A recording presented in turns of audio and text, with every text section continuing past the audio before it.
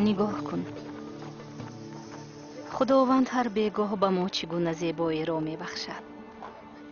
محبت او به ما، به من، به تو چقدر بزرگ است. خدایی که همه این را آفریده است، او را به من کاری نیست. من برای او کیستم؟ شاید خدا زنی پاک را دوست داشته میتواند، ولی من مقدس نیستم. رفقا، اگر تو اون 3 سالی که او ما رو تعلیم میداد با من میبودی. استاد عیسی؟ سفیرو، مریم درباره او بر ما نقل کن. بله، درباره او به ما نقل کن. خوب نقل میکنم. گذر.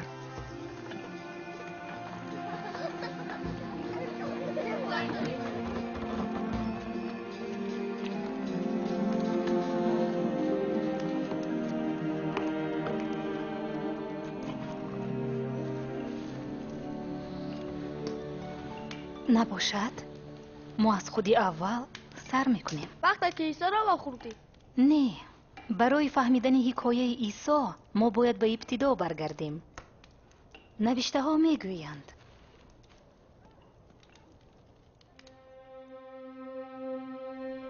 در ابتدا خدا زمین و تمام رستنی ها، حیوانات و پرندگان و ماهیان بحر آفرید.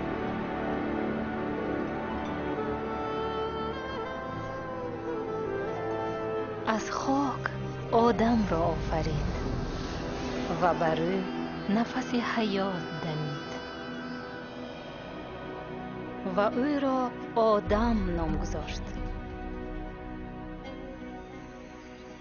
خدا گفت خوب نیست که آدم تنها باشد، پس برایش مددگاری بیافریم.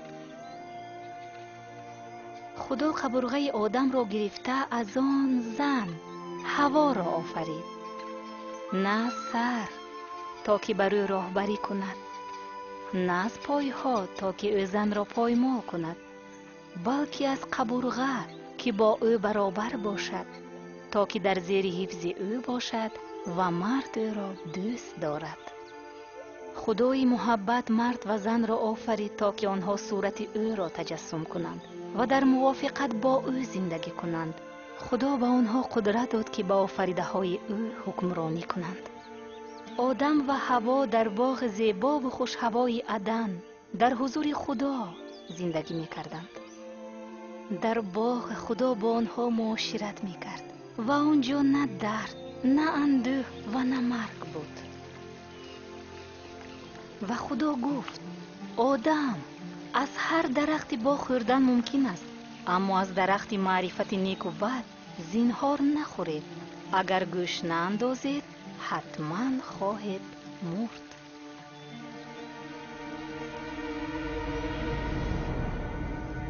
ولی روزی ابلیس حوا را وسوسه نمود.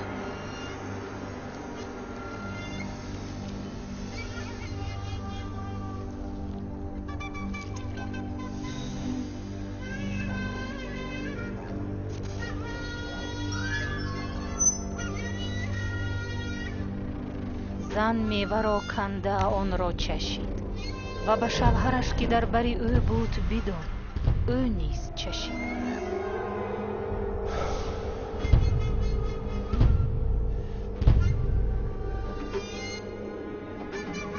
بی اطاعتی ننگین آدم و حوا موافقتی در باغ عدن بوده را ویران کرد. موافقت بین خودشان، هم بین آدمان و خدا. مرد لعنت شده به مهنت وزنین محکوم شده بود. زن باشد با درد فرزند باید میزایید و به شوهرش اطاعت میکرد. ولی خدا باز وعده داد از نسل زن کسی تولد می شود که سر مار را خواهد کوفت. در بیبلیا گفته شده است که خدا خواست موافقت و جلال آفرینش خود را از نو برقرار کند. مقصد خدا قسماً به ابراهیم گشاده شده بود. ابراهیم پوره به خدا باوری داشت. خدا وعده داد که ابراهیم را برکت می دهد و در شخصیت او تمام خلقها را.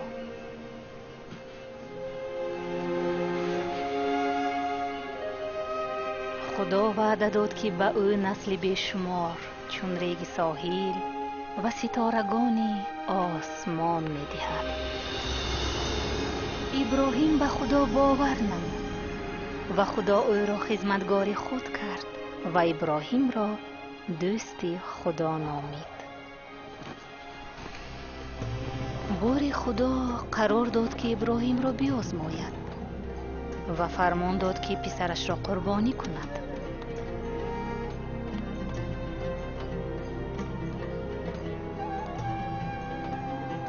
ابراهیم می دانست که به این فرزند نسل بیشمار و برکت به همه خلقها نمی شود، ولی او به خدا باور کرد و اطاعت نمود. خداوند گفت: ابراهیم، اکنون من می دانم که به من اطاعتکار هستی، زیرا تو پسر دوست داشته‌ات را هم دریغ نداشتی. ابراهیم در بوتزور بره را دید و ابراهیم آن را به عوض پسرش به خدا قربانی آورد. محض همین قربانی مقصد آینده خدا را پیشکی نشان داد. مقصد خدا همین بود که لعنت را برهم زند و مناسبت بین آدم و خدا برقرار شود. نوشته ها درباره آمدن همانی میگویند که باید قربانی کامل برای گناه های جهان شود. پیغمبران او را مسیح می نامیدند. او می بایست نجات دهنده، پیغمبر و پادشاه ما می شد. اشعیا آمدن مسیح را تصویر کرده بود. انتخاب شده خدا خبری خوش را به بینوایان می بیارد.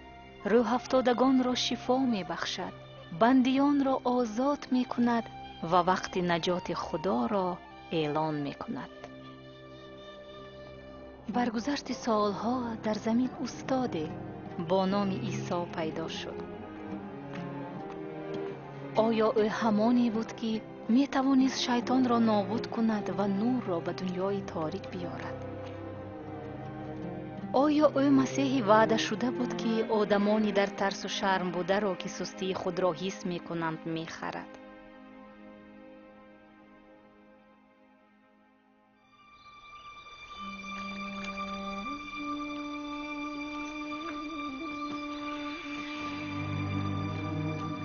در شهر ناصیره دختری جوانی زندگی می کرد که از خردسالی به یوسف نامرد نامزد شده بود. وی مریم نام داشت.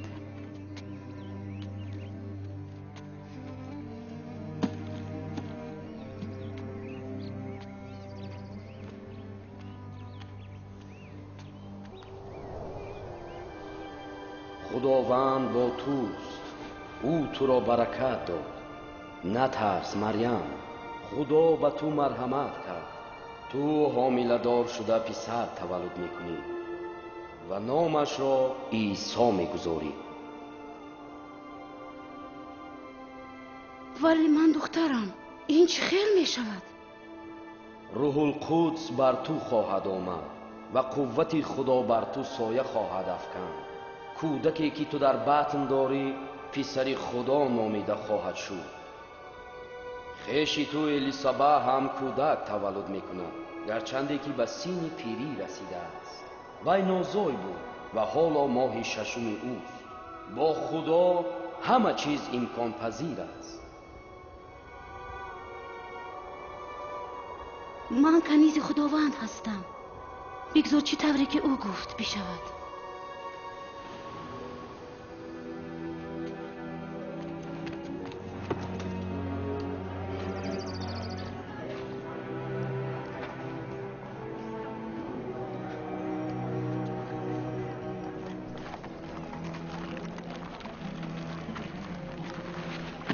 مریم به دیداربینی الیسابت شتافت.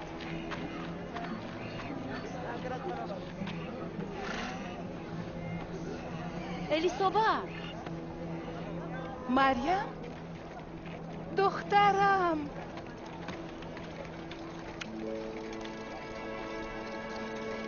اوه درست است. تو در میان زنان پربرکت هستی، پربرکت از کودک تو. این شرف به من از کجاست که مادری خداوندم نزد من آمده است؟ وقتی صدای تو را شنیدم، کودک از شادی در شکمم به جنبش آمد. من خدا را ستایش میکنم. جانی من شاد است، چون که خدای نجات دهنده من بر کنیز خود نظر کرد، مرا به یاد آورد. من بعد آدمان مرا پربرکت حساب خواهند کرد. مریم در خانه الیسابت 3 ماه مهمان بود.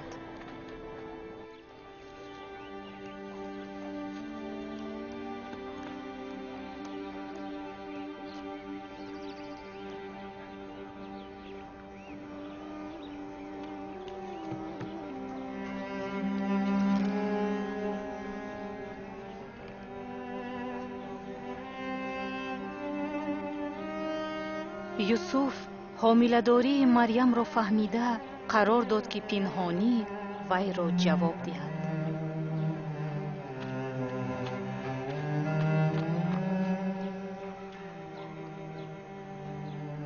ولی خدا فرشته را در خواب به یوسف فرستاد. ای یوسف، از گرفتن مریم به زنی نترس، وی از روح مقدس حامله دار شد. او پسری را تولد میکند و تو او را عیسی نام گذاری، چون که او آدمان را از گناهشان نجات میدهد.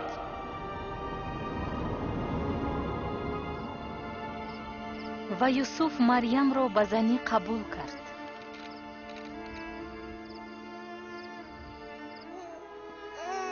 عیسی در بیت لحم در آخور در پهلوی چاروا تولد شد، چون که در خانه برای مریم و یوسف جا یافت نشد. هزار فرشته ها تولد او را حمد و ثنا می‌خواندند. وقتی ختنه کودک رسید و او را عیسی نام گذاشتند، یعنی خدا نجات می‌دهد. مریم و یوسف او را به خانه خدا به پیش خدا آوردند. در خانه خدا آنها را شمعون پیغمبر پیشواز گرفت. این کودک را خدا انتخاب کرده است برای افزایش و نجات بسیاری ها. او نشانه از خدا می شود که بسیاری ها به ضدش می برایند و با همین فکرهای پنهانشان آشکار می شود. اندوه همچون شمشیر تیز به دل تو می خلد.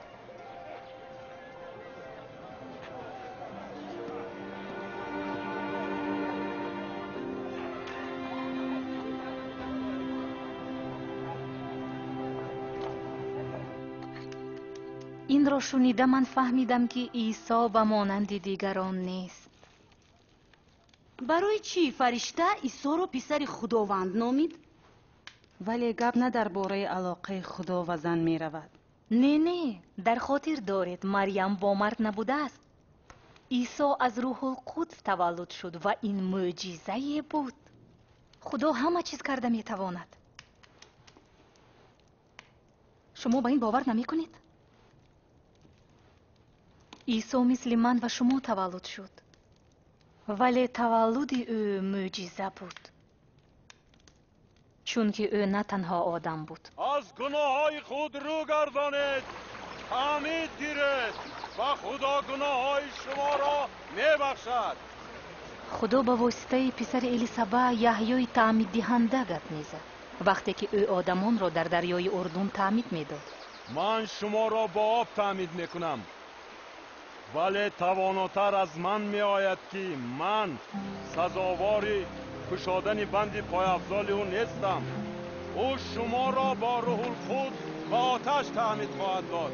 او خرمنی خود را تازه کرده گندم را در انبارش جمع می کند، ولی کار را در آتشی خاموش نشونده می سوزاند.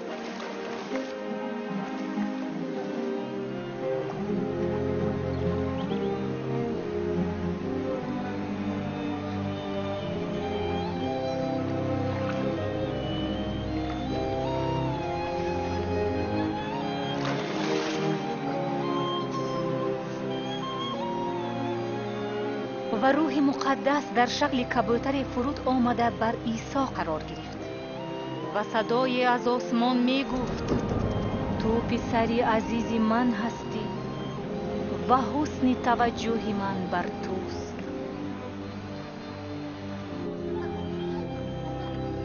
عیسی تعمید گرفته به بشارت دهی شروع کرد و تعلیماتش قدرت او را اثبات می نمود.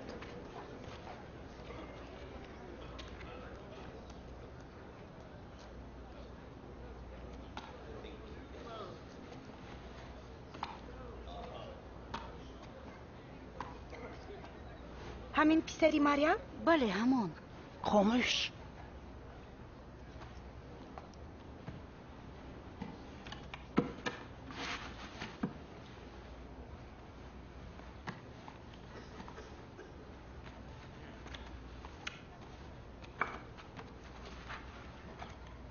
روح خداوند در من است، زیرا او مرا تعیین نموده است که به بینوایان خوشخبر برسانم، آزادی اسیران، بینا شدن کوران را بشارت دهم، ستم دیدگان را رها کنم، سال فیض بخش خداوند را اعلان کنم.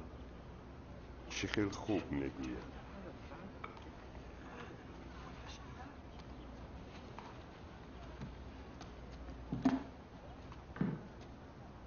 امروز این نوشته ای که شما شنیدید اجرا شد. نوشته جاد اجرا شد؟ ولی تنها مسیح میتواند این را اجرا کند. ما از کجا میدونیم؟ سخنان او به حیرت می انداختند. معجزه هایش ایمان را به وجود می آوردند.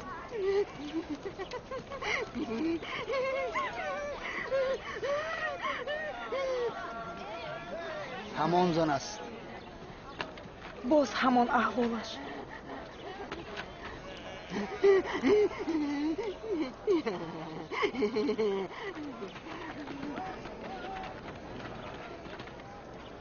این کیست؟ این استاد از ناصره است. عیسی. سلام. السلام. تا بخور. بیرو.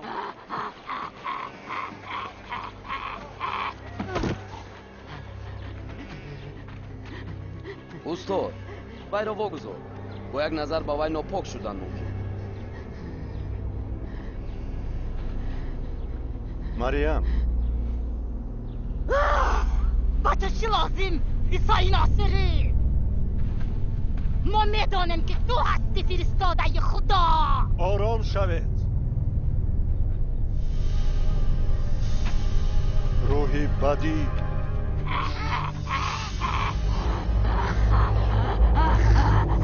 دور شو از این زن.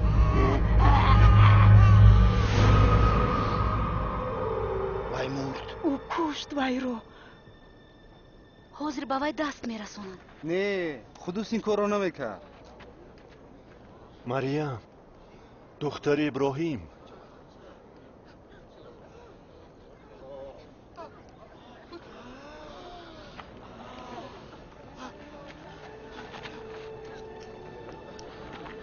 وی شفایو. وی زنده است. چه معجزه. او کیست؟ حتی دیوها هم با او اطاعت میکنند. این معجزه است. این معجزه است. این چه ممکن است؟ تشکر.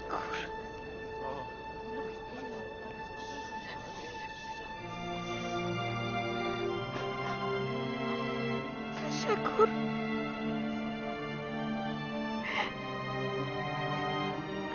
تشکر به تو. تشکر.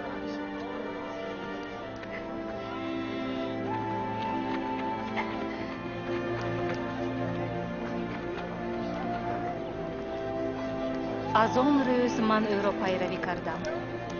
قانونهای او را به جا آوردن گرفتم.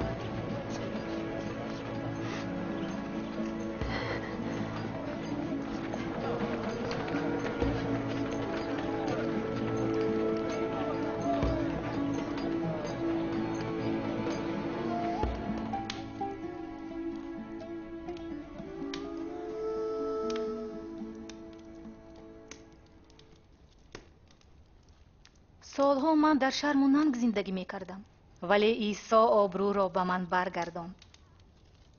قوت او روح بدی را دور ساخت. فهمیدی میدچه؟ سفیرا، دینا، تو عیسی را شنیدی و معجزات او را دیدی. ها، انا برای چی من همه چیز را بهر او گذاشتم. و نه فقط من. با او شاگردانش بودند: شمعون پتروس، برتلما، متی، یهودای اسقریوطی، همگی 12 نفر.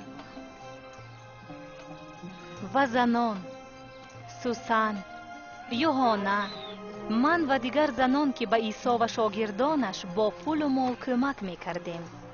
ما همه مسیح وعده شده خدا را انتظار بودیم. ما در حقیقت هم به نجات دهنده محتاج بودیم. ظلم روم برای ما وزنین بود. اون چیزی که برای ما قیمت بود آنها کشیده می گرفتند یا چون انداز می گذاشتند.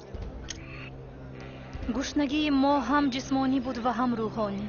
ما همانی را انتظار بودیم که راه را به سوی خداوند نشان می دهد.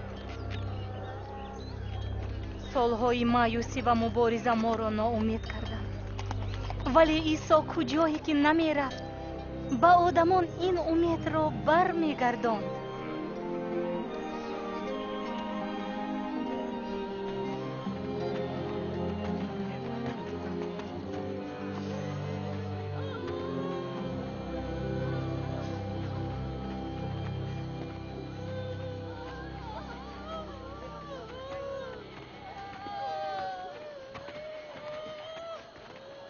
این کیست؟ جوان، پسری یگانه بی‌وزن.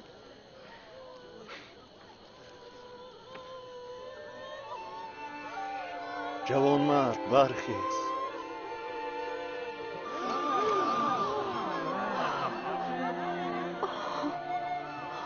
در بین ما پیغمبری بزرگی هست. خدا برای نجات دادن خلق خود آمد.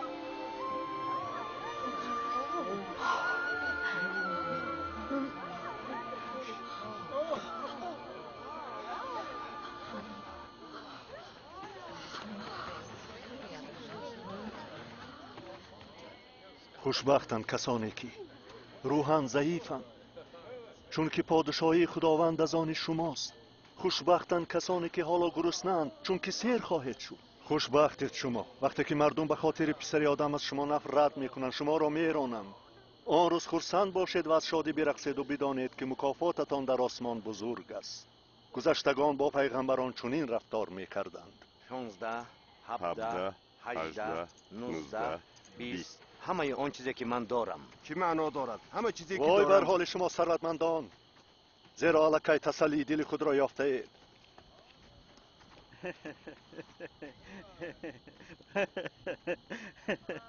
او نمیخواهد ثروتمند باشد، او بیعقل است. وای بر حال شما که حالا میخندید، زیرا گریان و نالان میشوید. وای بر حال شما وقتی که همه شما را تفسیق میکنند. گذشتگان نیز با پیغمبران بر دروغ چنین رفتار میکردند. اما به شما شنوندگان میگویم، دشمنانتان را دوست بدارید. با آنهایی که شما را بد میبینند نیکی کنید. برای آنهایی که شما را لعنت میخوانند برکت طلبید. و برای آنهایی که شما را دشنام میدهند دعای خیر گویید.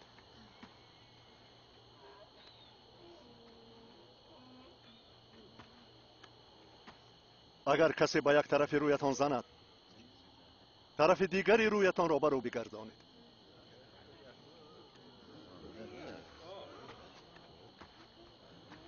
اگر کسی جامه‌تان را کشیده گیرد، مانید که کرته‌تان را هم بگیرد. هر کس شما چیزی طلب کند به او بدهید. هر که چیزی شما را بگیرد آن را طلب نکنید. چگونه رفتار را نسبت خود دیدن خواهید، همانطور اول خود شما نسبت آنها رفتار کنید. اگر تنها آنهایی را دوست دارید که شما را دوست می‌دارند، چه خوبی کرده اید. زیرا گناهکاران هم دوست دارندگان خود را دوست می‌دارند. و اگر به کسانی نیکی کنید که به شما نیکی کنند کدام خوبی کرده اید؟ زیرا گناهکاران نیز چنین میکنند. او به وی دست میرساند. چطور رو با وی گپ میزند؟ وی پویش است. نه، دشمنانتان را دوست دارید و نیکی کنید و همه وقت قرض را دهید. آنگاه مکافات شما بزرگ خواهد بود و فرزندان خدای تعالی خواهد بود، زیرا خدا با آدمان خسیس و کرنمک هم مهربانی میکند. رحمدیل باشید همان طوری که پدر شما رحمدیل است. ما را نجات ده عیسی. حکم نکنید و محکوم نمیشوید. کسی را عیبدار نکنید و شما نیز عیبدار کرده نمیشوید. همه را ببخشید و شما نیز بخشیده میشوید. ما را با راه خودت بر خداوندو بدهید و به شما نیز داده میشود. با کدام سنگ ترازو برکشید با همان به شما برمیکشند. آیا کور به کور دیگر راه نشان داده میتواند؟ مگر هر دویشان به چاه نمیافتند؟ چرا شما خس را در چشم برادرتان میبینید و چوبی را که در چشم خودتان است نه؟ ما را راهنمایی کن استاد. ما حالا محتاج توییم خداوندو. مبارک از زنی که تو را تولد کرده است خداوندی ما.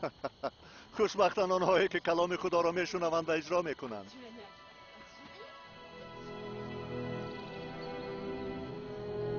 عیسی تعلیم میداد که خدا حتی بدترین گناهکاران را دوست می‌دارد. آنها چون گوسفندانی هستند که باید نجات یابند و به رمه او برگردانده شوند. ما نمی‌فهمیدیم که همین طور حتی بیگانگان را که در مدت 100 ساله ها عرف و عادتشان را تحقیر می‌کردیم قدر کردن و دوست داشتن ممکن است. همین طور هم بود تا آن وقتی که عیسی قرار داد از سمریه گذرد. این زن رد شده کیست؟ وای سوماری زن معلوم کو. مال است رفته. ما باید خوراک خریم. ما را استاد انتظار کو.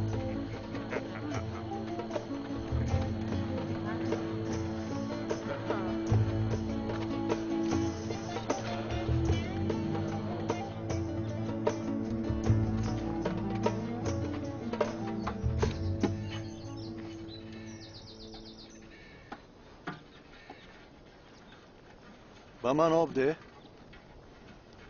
آخر تو یهودی هستی، من باشم سامری زن. چطور تو از من آب میپرسی؟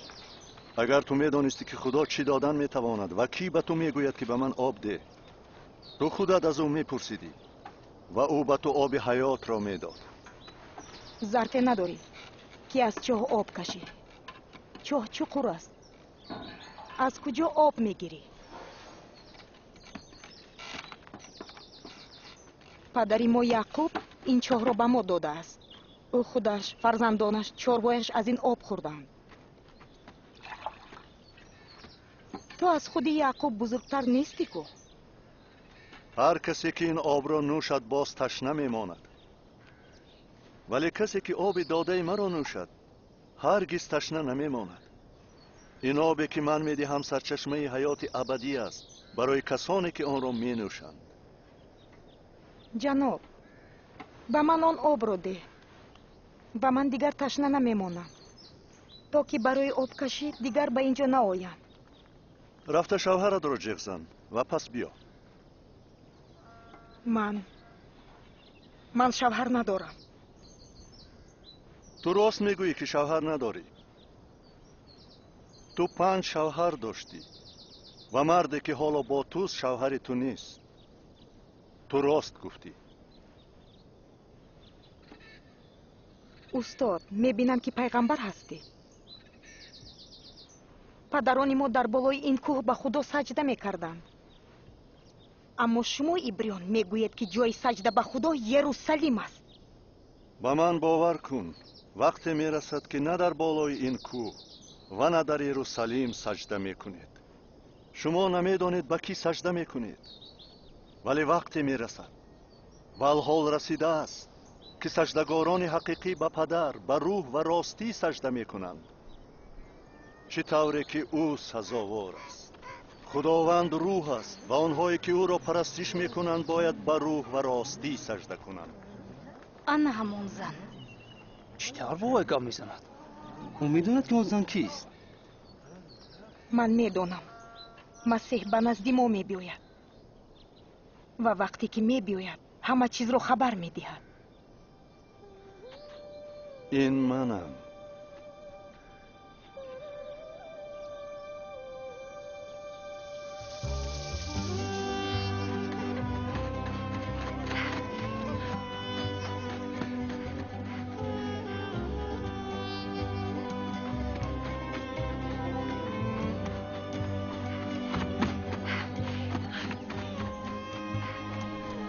رفته آدمی رو بینید که هر آن چیزی که کرده بودم به من گفته دو روید.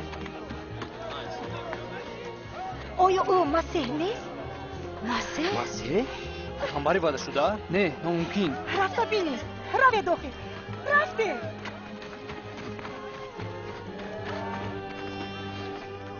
استاد کمی بخور. من خوراکی دارم که شما درباره‌اش نمیدانید. با او خوراک آوردم. غذای من به جا آوردن خواست فرستنده من و انجام دادن کار اوست. و کیشزارها نگاه کنید. چطور آنها پخته رسیدند و به درو تیار شدند.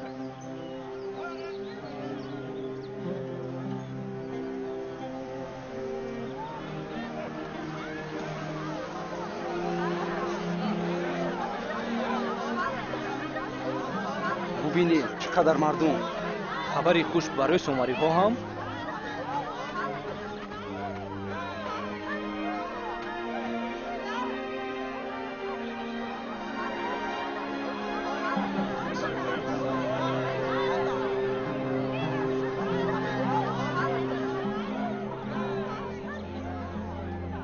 آدمان به نزد عیسی آمدند و او را خواهش کردند که نزد آنها بماند و تعلیم دهد. و در مدت 2 روز بسیار آدمان به سخنان او باور کردند. خواهش کنید و به شما داده می شود. بجویید و پیدا می کنید. در را بکوبید و آن بر رویتان گشاده می شود. چون هر کی طلب می کند به دست می آورد. هر کی می جوید پیدا می کند. و هر کسی که در را می کوبد آن بر رویش گشاده می شود. آیا در بین شما چنین پدری هست که اگر پسرش از او ماهی بپرسد به جای ماهی مار دهد یا به جای تخم کژدم به او دهد؟ اگر شما به فرزندان خود چیزهای خوب داده توانید، پدر آسمانی هم روح مقدس را به آنهایی که از او طلب میکنند میده. نه تشویش آن را کشید که در زندگیتان چی میخورید و نه غم بدنتان را خورید که چی میپوشید. جان مهمتر از خوراک و بدن مهمتر از پوشاک است. به زاغ‌ها نگاه کنید. آنها نمیکارند، نمیدروند و نه انبار دارند و نه کهدان و خدا رزق و روزیشان را میفرستد. شما از پرنده ها چقدر بهتر هستید.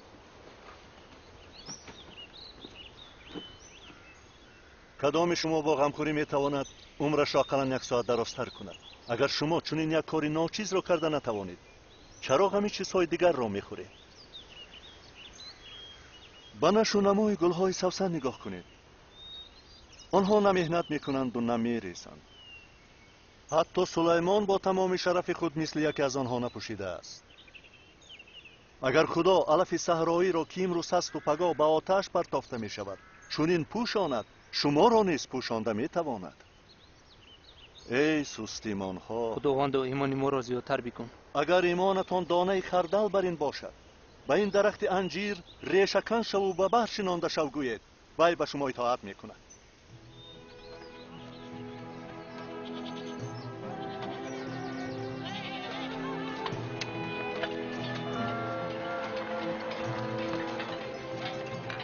البته وسوسه ها پیدا می شود. وای بر حال کسی که به واسطه وی می آید. برگردن وی سنگ آسیاب را آویخته او را به بحر می پرتافتند، برایش بهتر از آن می بود که او یک از پیروان خردترین را به وسوسه اندازد. پادشاهی خدا به چی مانند است؟ به دانه خردل مانند است که شخص گرفته در باغ خود میکارد. آن رویده درخت کلانه شد و پرنده ها در میان شاخه هایش لانه گذاشتند. من نمیفهمم او چی میگوید. چرا شما همراه اندازگیران و گناهکاران از یک دسترخوان میخورید و مینوشید؟ گناهکاران؟ به طبیب نه آدمان سالم بلکه بیماران محتاجند. من هم برای آن آمدم که نه عادلان بلکه گناهکاران را به توبه دعوت نمایم.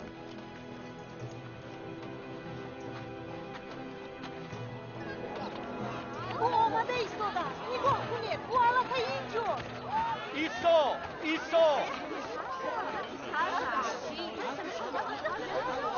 خواهش میکنم دخترم را نجات ده. وی میمورد. وی 12 ساله است. عیسی التماس به خانه من درآ. اقلا به لباسش دستم رسد. شفا مییابم. یائیر گوش کن. یائیر روی رو بگذار. عیسی دخترت مرده است. دیگر استاد را زحمت مده.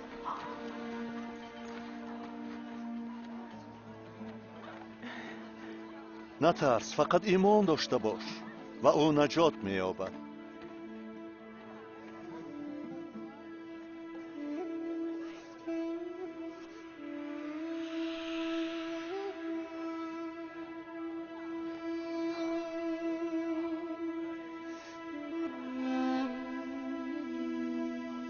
کی به من دست رساند؟ کسی به من دست رساند؟ من حس کردم که قوه از من بیرون رفت.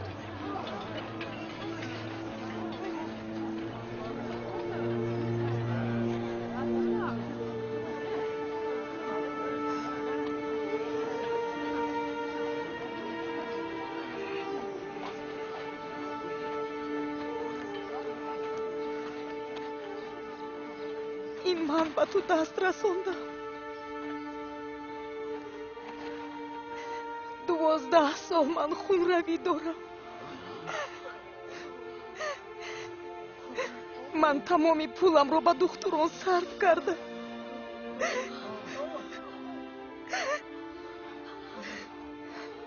ولی من به تو دست رساندم و شفا یافتم.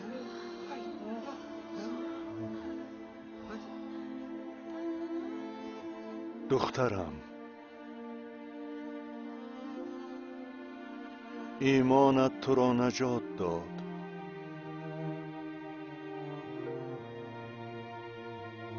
رو در امان باش.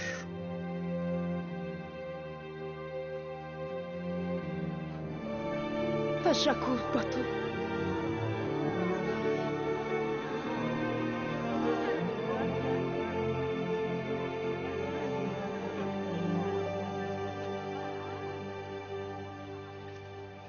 او رو دختر گفت؟ بله، و آخر 12 سال از روی شریعت ناپاک بود. او شرم وی را دید و آبروی را برگرداند. نمیدانم چی چیز بسیارتر شفا میبخشد، قوه عیسی یا همدردی او.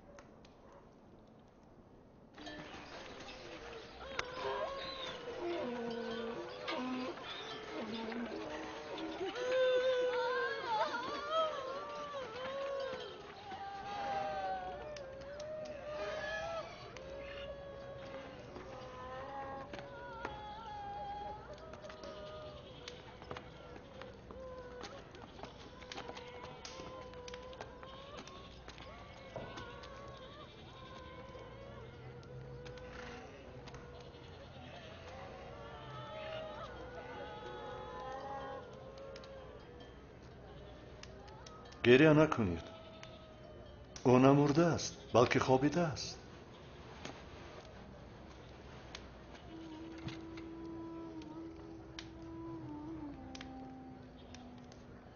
ای دخترم، برخیز.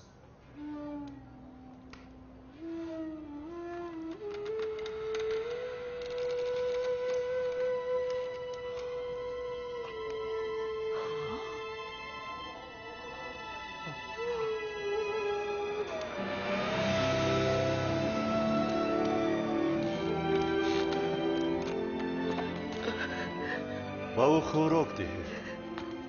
این واقعه را با کسی نقل نکنید.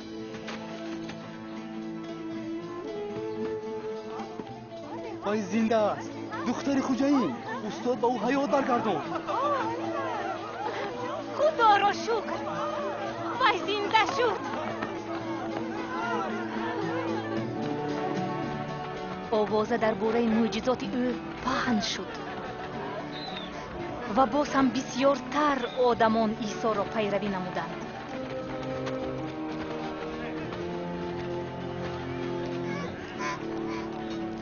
استاد خلق را جواب ده تا به قشلاق‌های نزدیک روند و خوراک یابند. اینجا بیابان است.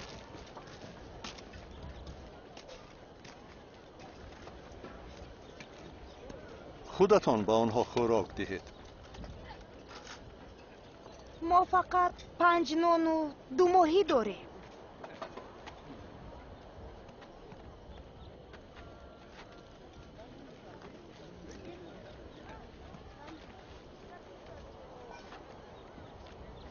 مبارک است خداوند، خدای ما که برای ما رزق و روزی زمین بر جلال خود داده است.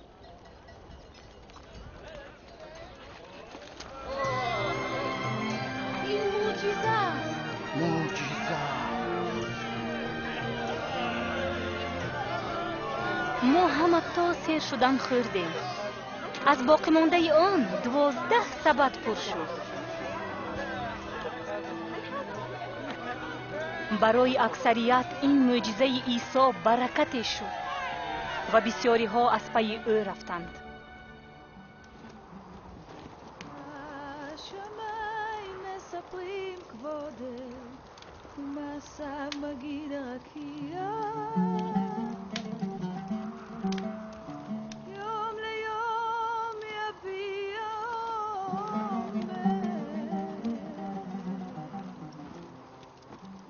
که مرا پیروی میکند؟ خداوندو من از پای تو میروم، ولی اجازت ده که اول با اهل خانواده‌ام خیر و خوش کنم. کسی که به شدگار شروع میکند و به عقیب مینگرد لایق نیست که در پادشاهی خدا باشد. کسی که پیروی من شدن خواهد از منفعت‌های خود دست کشیده صلیبش را گیرد. کسی که جانش را نگاه داشتن میخواهد آن را از دست میدهد، ولی کسی که به خاطر من جانش را فدا میکند آن را نگاه میدارد. با آدم چه فایده ای دارد که تمام دنیا را به دست آورد و جانش را از دست دهد؟ زیرا هر که از من و از سخنانم شرم کند از او پسر آدم نیست هنگامی که در جلال خود و پدر و فرشتگان مقدس می آید شرم خواهد کرد.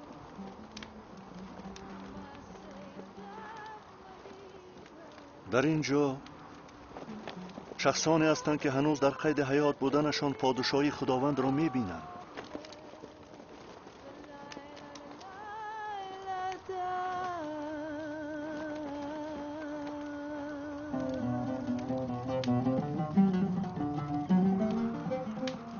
ای رمه خورد نترسید. اراده پدرتان چنین است که پادشاهی را به شما دهد. دارایی خود را بفروشید و به کمبغلان صدقه دهید. جواهرات را در ملکوت گیر دارید که آنها هرگز در آنجا کم نخواهند شد، چون که دست دزد به آنجا نمی رسد و آن را میتن نمی زند. در آن جایی که ثروت دارید دلتان همانجاست.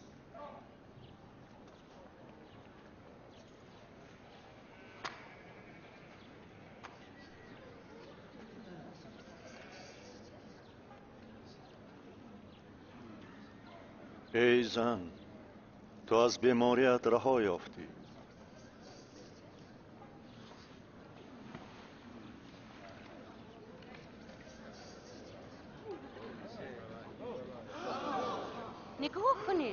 نگاه کنید وای شفایو. این معجزه است. نگاه کنید وای شفایو. این باز یک معجزه دیگه. جلال بر خداوند. 18 سال. بگذار خدا تو را نگهبان باشد استاد. برای کار کردن 6 روز هست و در یکی از همین روزها آمده شفا یابید، بلکه نه در روز شنبه. ای درویگان، مگر هر یکی شما در روز شنبه بندی بر زگاوی خود را کشاده نمیبرارید تا رفته آب بخورد؟ حالان که این زن از اولاد ابراهیم است و شیطان او را 18 سال در بندی خود بسته بود، پس چرا او را در روز شنبه از این بند آزاد نکنند؟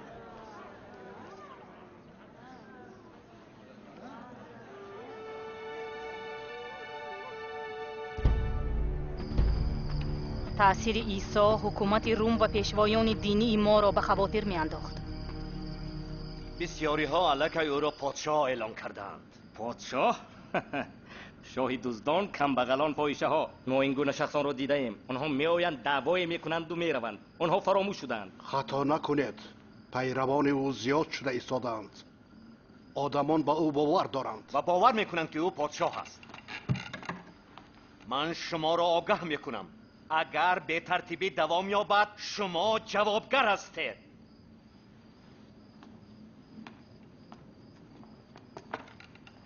شاید او حق باشد. این جلیلی را باز داشتن در کار.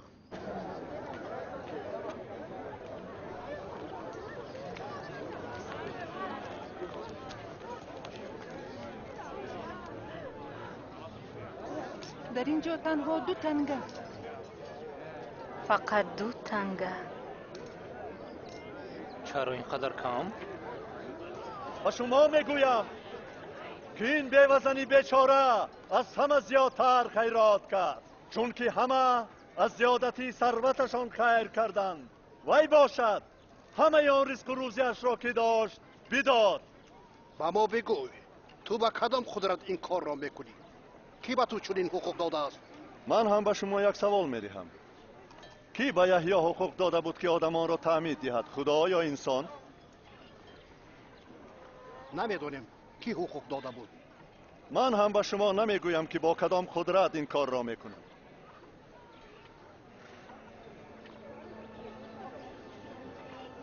همدردی عیسی دشمنان او را آتشین میکرد و آنها بهانه میجستند تا او را عیبدار کنند.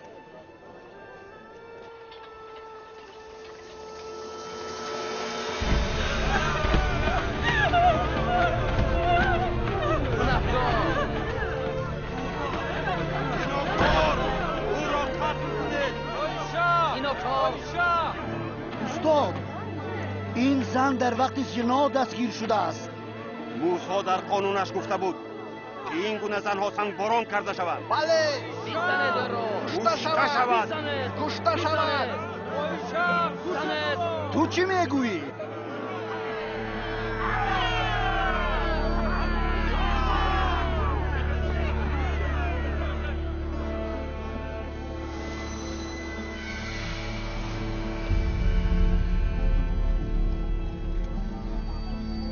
استاد، ما حتی 2 شاهد داریم.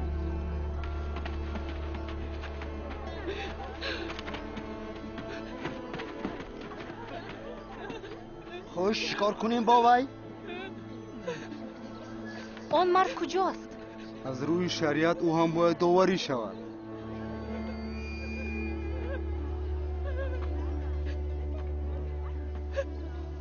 کسی از شما گناه نداشته باشد اولین شده به طرف وی سنگ پرتاید.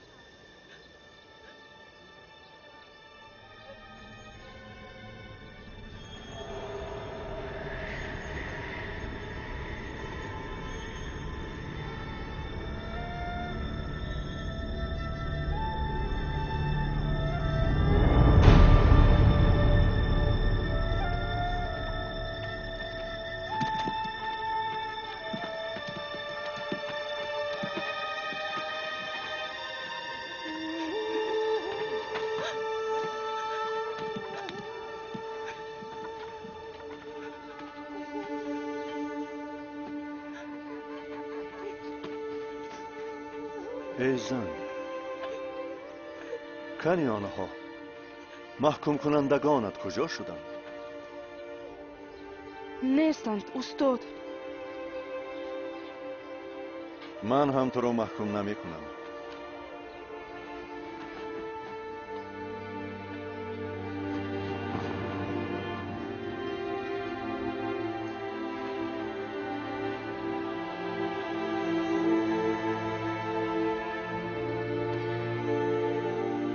برو و از همین روز باره دیگر گناه نکن.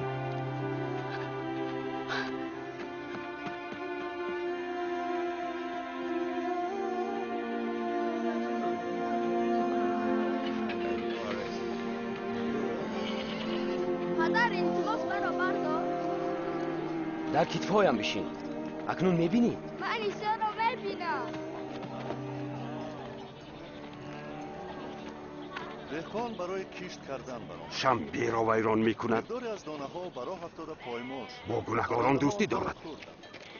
اگر ما گذاریم که او تعلیم دهد همه به او باور میکنند و رومیان آمده معبد ما را ویران میکنند و خور آنها را پخش کرد. اما دانه هایی که به زمین با آنها میسر نشد که عیسی را به دام اندازند، ولی قرار دادند با کدام راهی که نباشد او را باز دارند و آنها در بین شاگردان خائن را یافتند.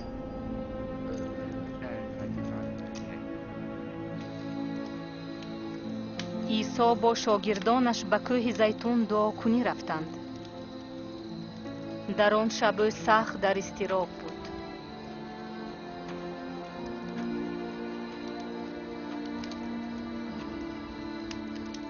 چرا خواب رفته؟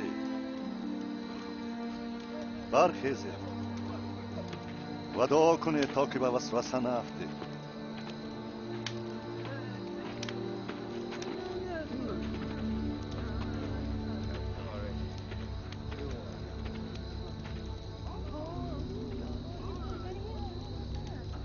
یهودا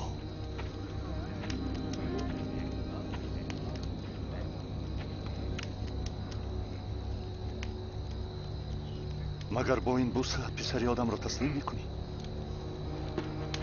خداوندا شاید با شمشیر زنیم. و اینجا دستگیر کنید آنها رفت کنید کافیست.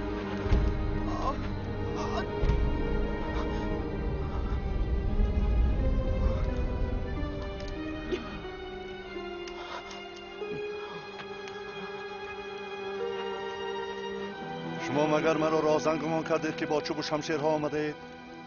هر روز همراهتان در معبد بودم و شما به من دست بالا نمی کردید. حالا باشد دور شما، یعنی وقتی حکمرانی ظلمات رسیده است.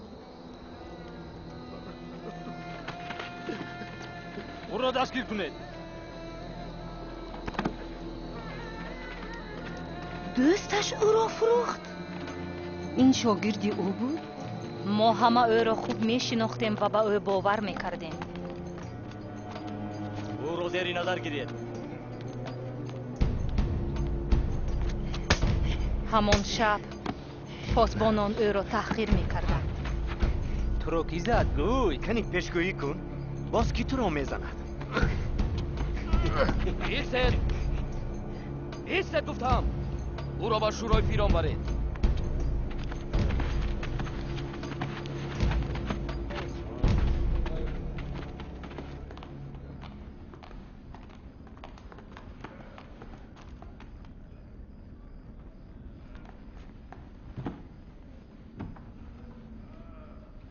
بگو، یعنی تو مسیح هستی؟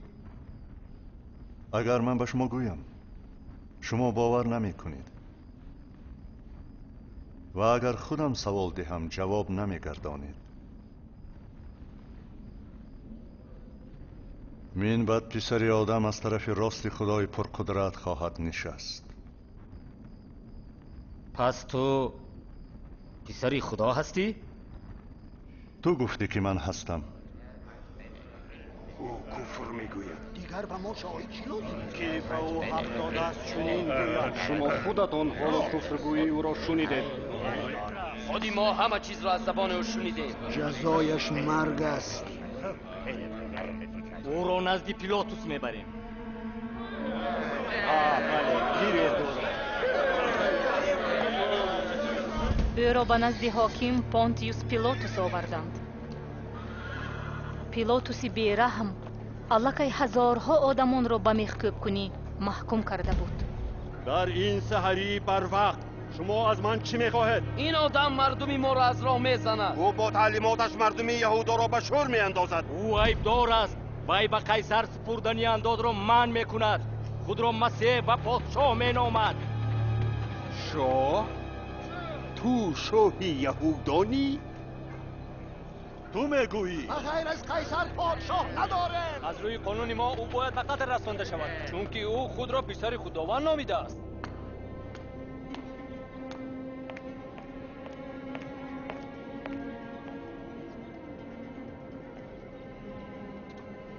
این مرد کار نکرده است که برای آن بمیرد.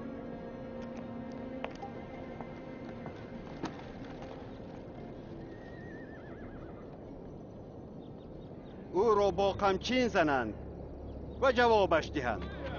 اگر او را آزاد کنی تو به قیصر دوست نیستی.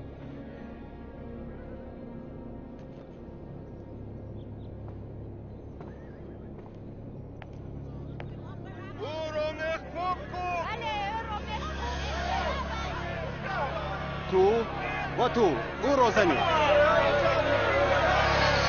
هر کسی که خود را پادشاه اعلان میکند و قیصر دشمن است. پیلاتو تو چی را انتظاری؟ برد او را گوشت را محکوم کنید.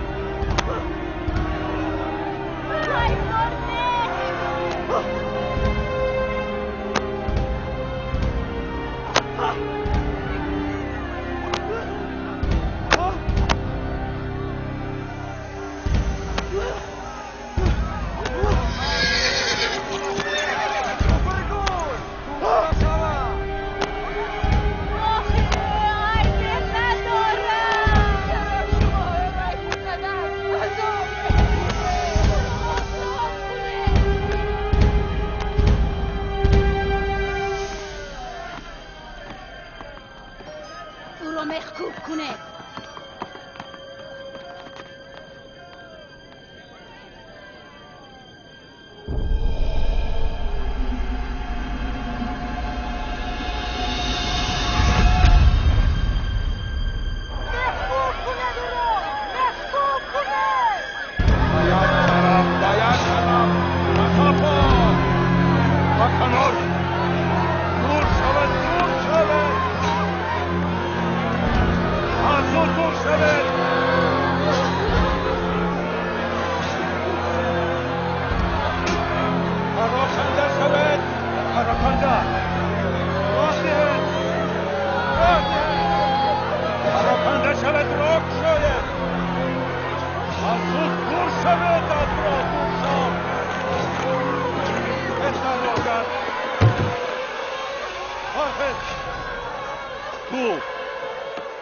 نام تو چیست؟ من شمعون قرینیم.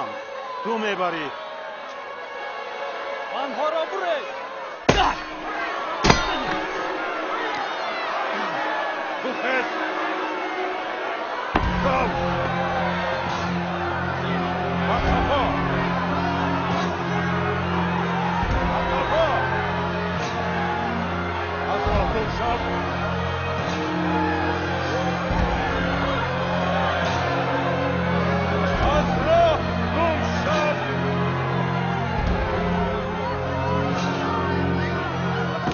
برای تو خداوندا گریه میکنیم.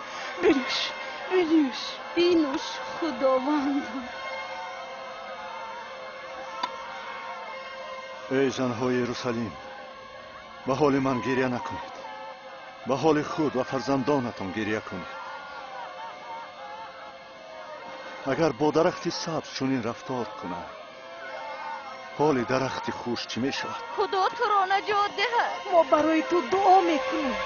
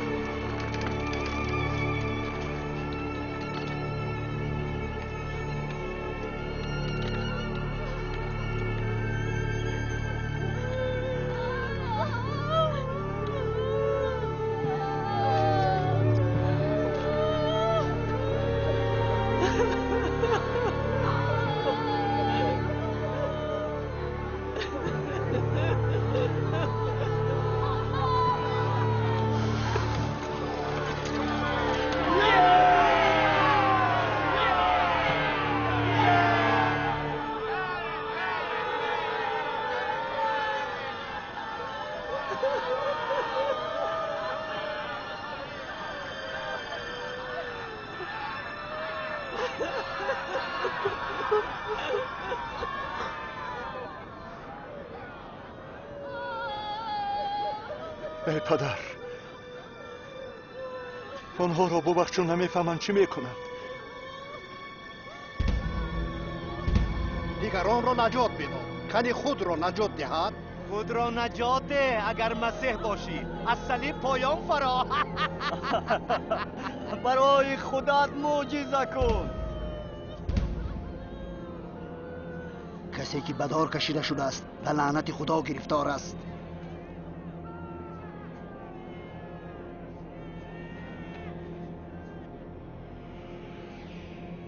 اندوه همچون شمشیری تیز به دل تو میخلد. اندوه همچون شمشیری تیز به دل تو میخلد.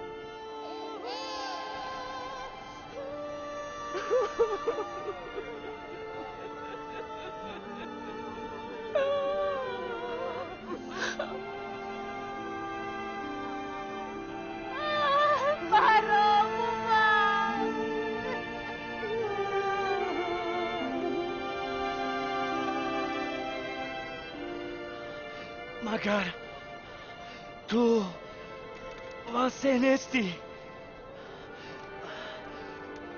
خودت و ما را نجات ده. اگر از خدا نمیترسی، آخر خودت هم به مرگ محکوم شده ای. وای ووشا، هیچ کاری بدی نکرده است. خداوندا، وقتی که به ملکوت خود داخل شوی مرا به یادت بیار. و راستی به تو میگویم که خود همین روز با من در بهشت میشوی.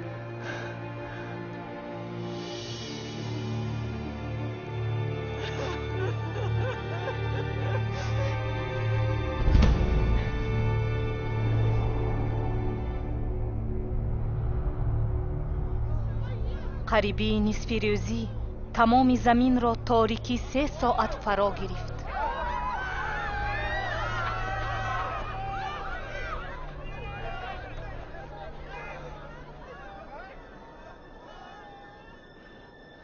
ای پدر،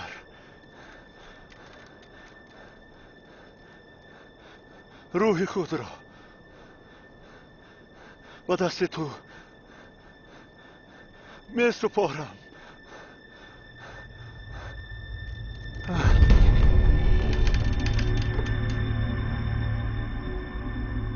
خداوندا، در حقیقت این شخص پسری خداست.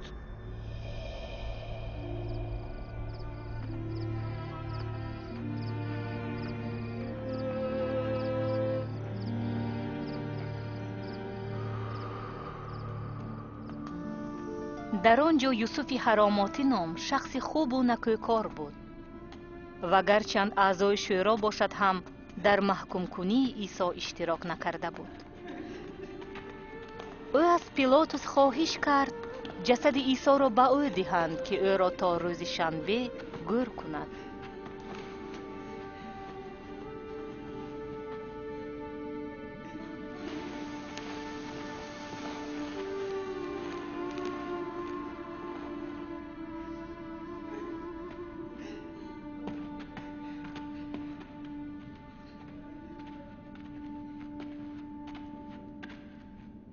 ما را ببخش، ما از عقیب خداوند خود می رویم. البته، لیکن تیزتر، شنبه نزدیک است.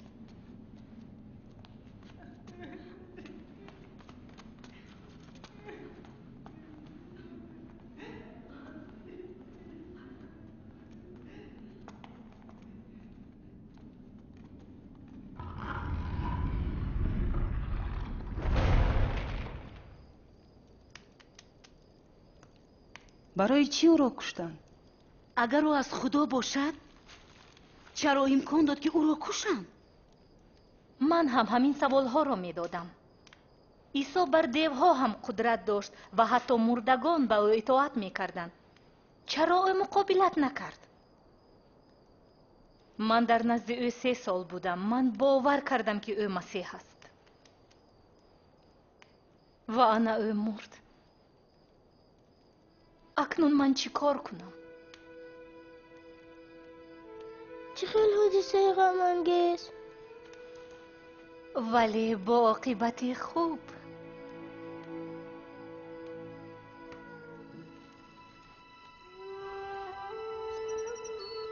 صبح بر وقت روز 3 ما روغن خوشبوی گرفته به سر قبر رفتیم تا که به بدن عیسی بمالیم. سنگ از قبر برداشته شده است.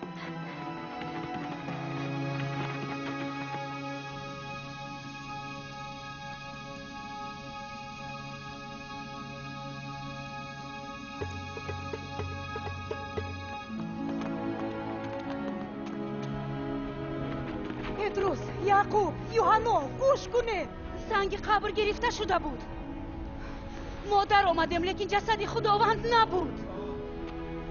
خداوند را از قبر گرفته بردند و نمیدانیم که در کجا گذاشتند. چی؟ جسد خداوند گم شد؟ روید و خودتان بینید.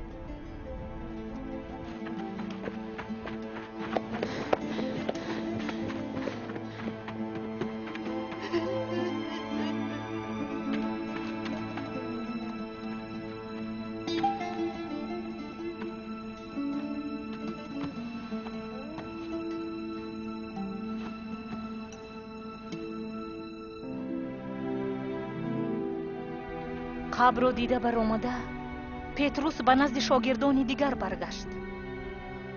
لیکن من نفهمیده گریه کرده در آنجا ماندم. شاید این را عسکران یا فریسیان کردند. آنها قرار دادند که حتی خاطره را درباره عیسی نیست کنند.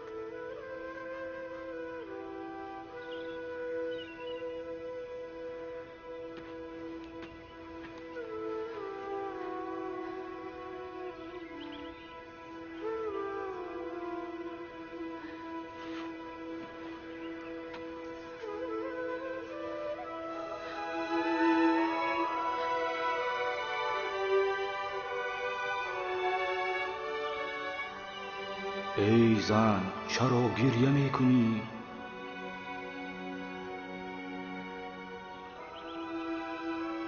جسد خداوند گم شد. من نمیدانم که به کجا گذاشتند. ای زن، چرا گریانی؟ کی را اینجا جستجو میکنی؟ ای آقا، اگر تو او را برده باشی به من گوی که به کجا او را گذاشته که من به نزدش روم. مریم. استاد، به من دست نرسان، چون که من حالا به نزد پدرم نبر آمدم. تو زنده خداوندا. به نزد برادران رفته در این باره گوی. تو ما را فراموش نکردی. خدا ما را ترک نکرد. به آنها نقل کن. من او را دیدم. من مسیح را دیدم.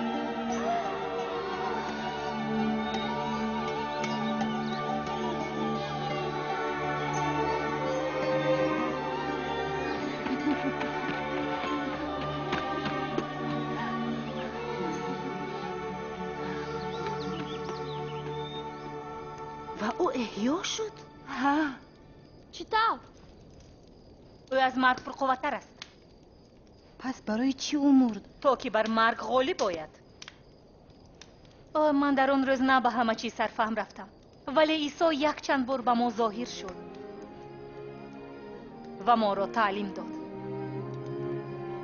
صدها سال پیش از عیسی пайғамбарон дар навиштаҷот дар бораи азобкашии масеҳ пешгӯӣ карда буданд. ишаъё навиштааст: ӯ барои ҷиноятҳои мо маҷрӯҳ шуд, ӯ ҷазоро аз сар гузаронд ва ба мо осоиштагӣ бахшид. ба воситаи ҷароҳатҳои ӯ мо шифо ёфтаем. пайғамбар мӯсо гуфтааст: касе ки ба дор кашида шудааст ба лаънати худо гирифтор аст. исо дар салиб лаънати гуноҳ ва марги моро ба худ қабул кард.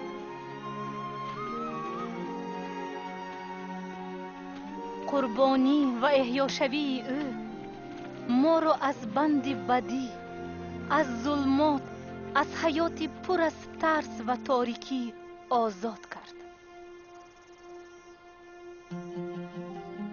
ҳамин тавр ваъдаи худо ба иброҳим ки тамоми одамияти рӯи замин баракати ӯро мегиранд иҷро шуд. тамоми одамият? занҳо ҳам? исо маро духтари иброҳим номид. ту ҳам ба ӯ азиз ва сазовори баракат ҳастӣ, чунон ки он зан бо бемории хунравӣ ё ки монанди ман акнун ягон кас набояд дар шарм ё тарс зиндагӣ кунад. мо бояд натарсем ки худо моро намебинад ва намешунавад. исо дар бораи худаш гуфт: рӯҳи худованд дар ман аст, зеро ӯ маро таъин намудааст ки ба бенавоён хушхабар бирасонам, озодии асирон, бино шудани кӯронро башорат диҳам, ситамдидагонро раҳо кунам, соли файзбахши худовандро эълон кунам.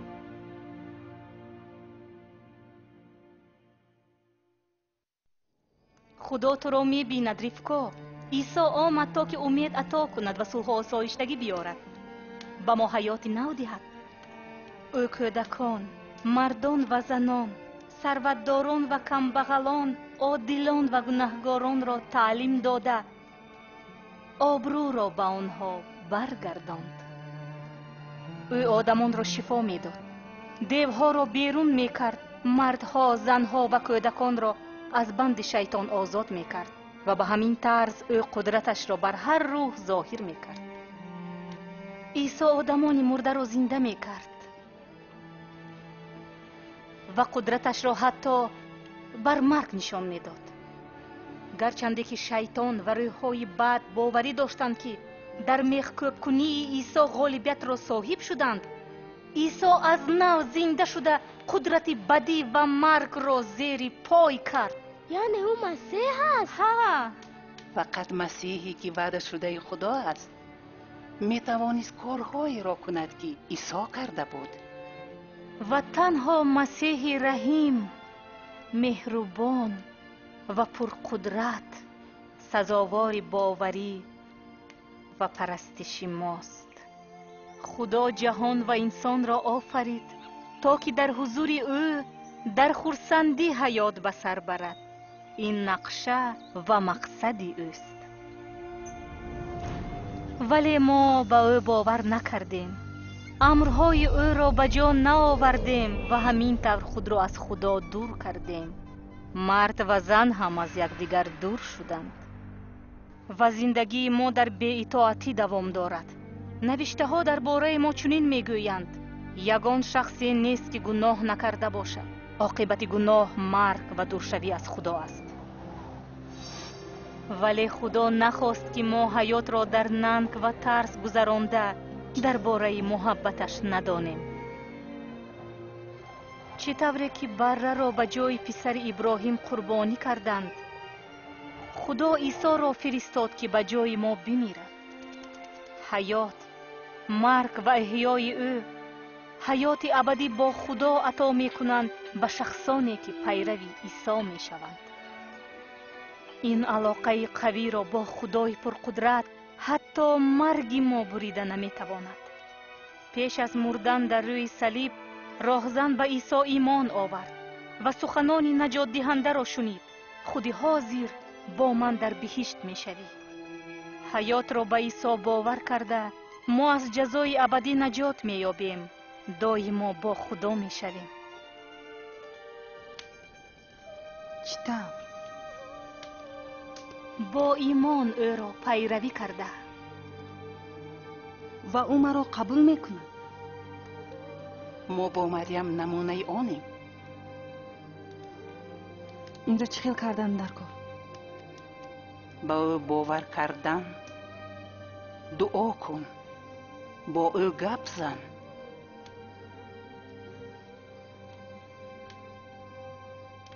падари осмонии ман, ту муқаддас ва одил ҳастӣ. барои муҳаббатат туро шукр мегӯям. ман дар пеши ту гунаҳкорам. шукр ба ту барои омадани исои масеҳ, ки лаънати нанг ва айбдориро шикаст дод. туро шукр барои марги исо ба ҷои ман. ман мехоҳам ки наҷотдиҳандаро пайравӣ кунам. шукр мегӯям ки маро бахшидӣ ва қабул кардӣ. омин. омин. омин. ташаккур. ташаккур.